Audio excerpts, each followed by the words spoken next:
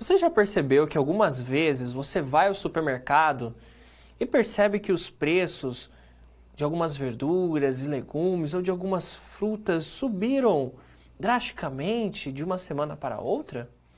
Ou às vezes os preços dos combustíveis subiram repetidamente, sem ao menos ter alguma justificativa? O que está por trás dessas oscilações de preços? Quais fatores podem influenciar os preços subir ou diminuir em questões de dias? A oferta e a demanda são conceitos essenciais que vão nos ajudar a compreender essa dinâmica de preços.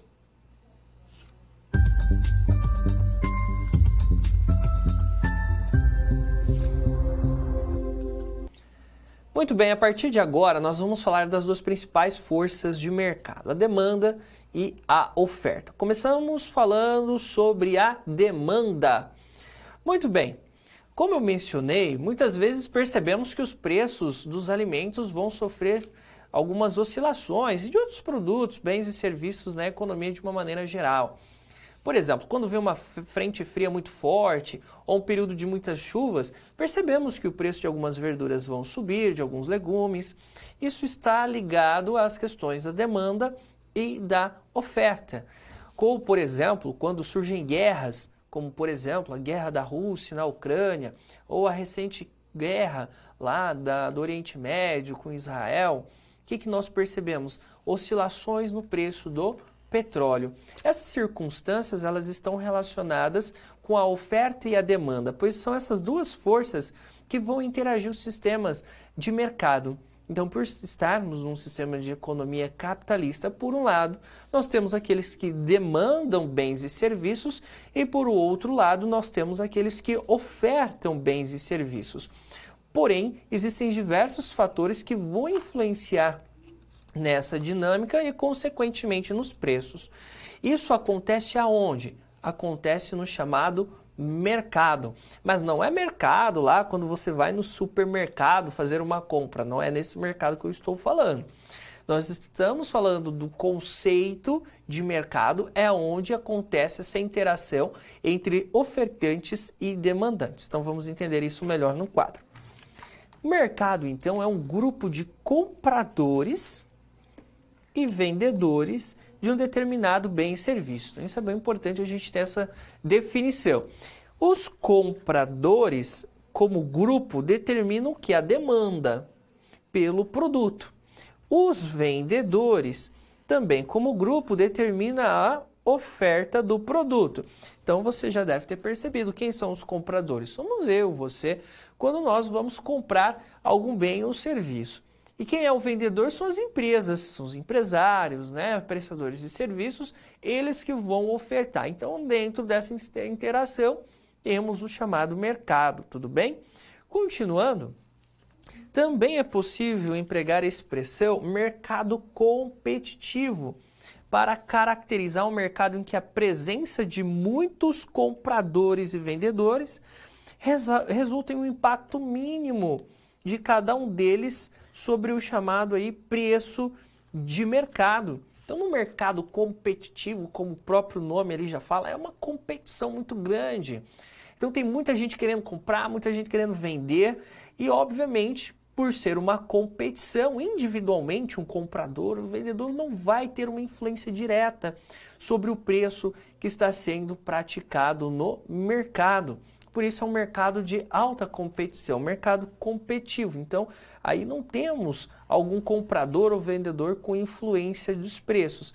Porém, vai ser essa interação conjunta entre todos no mercado que vai influenciar essas mudanças, essas alterações de preços, tá bom?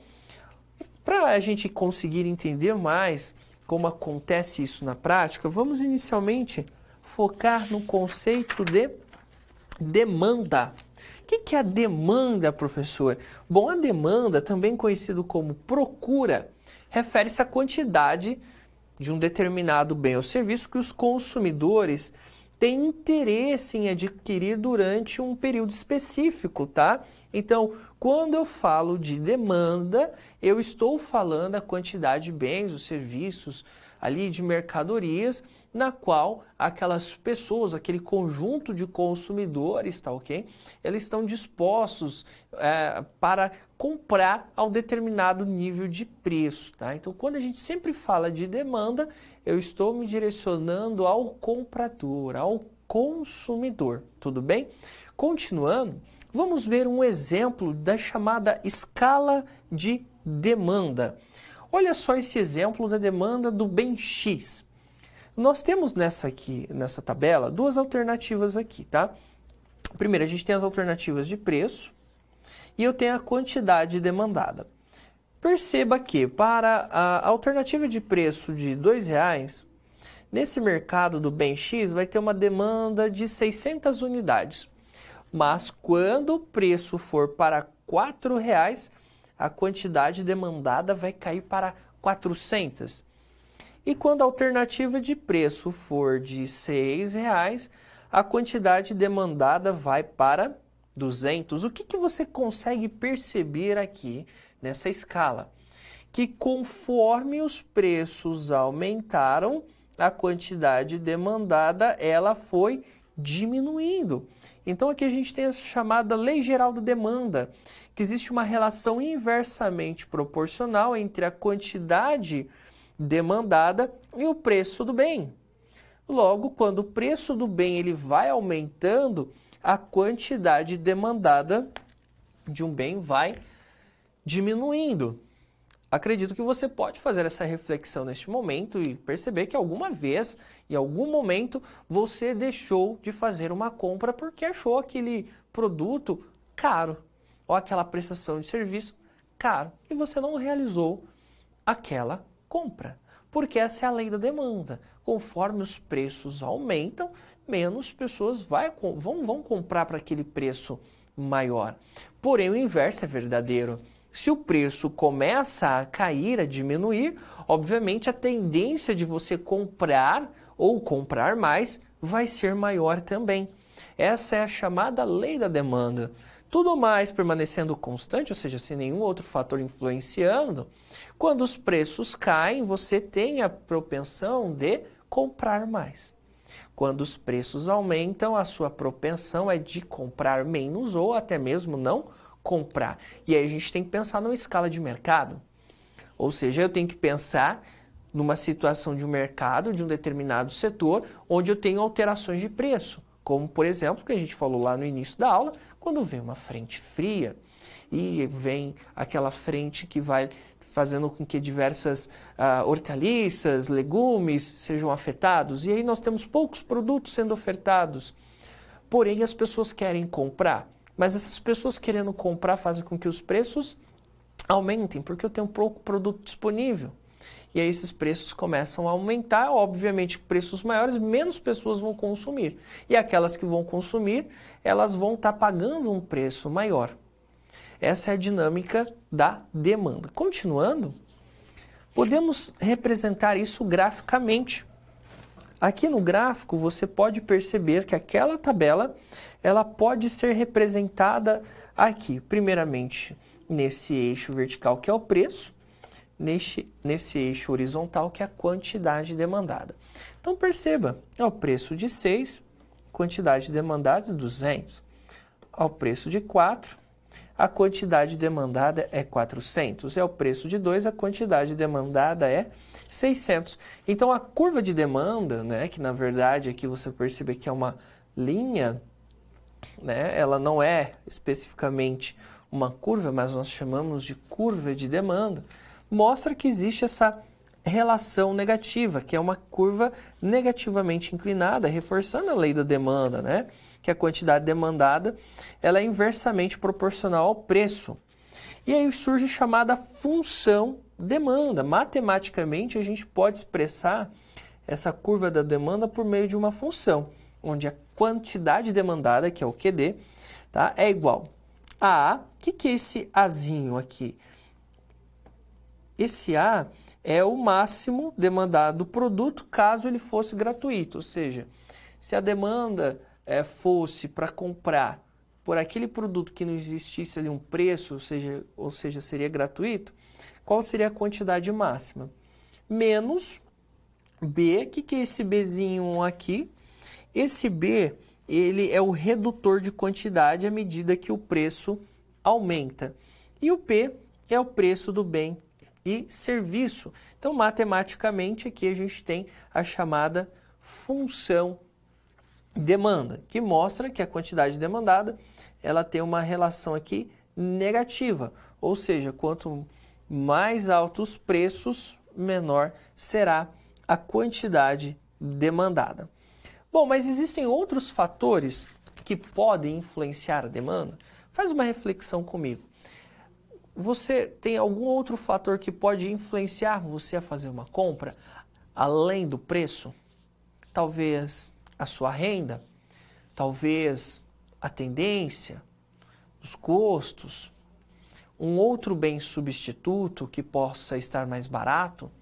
Então você concorda comigo que outros fatores podem influenciar a sua propensão a comprar um bem ou serviço? Então, além do preço, existem outros fatores que também vão influenciar a demanda. E é isso que nós vamos estudar aqui. Aí nós vamos falar dos fatores que vão deslocar a curva da demanda.